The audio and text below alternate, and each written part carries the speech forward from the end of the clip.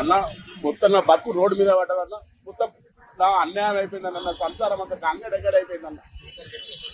అన్న అన్న అన్న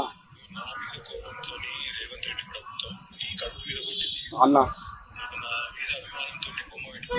అన్న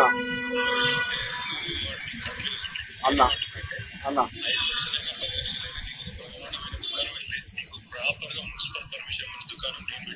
అన్న థ్యాంక్స్ అన్న. అట్లా కాదన్న గింత సార్ సార్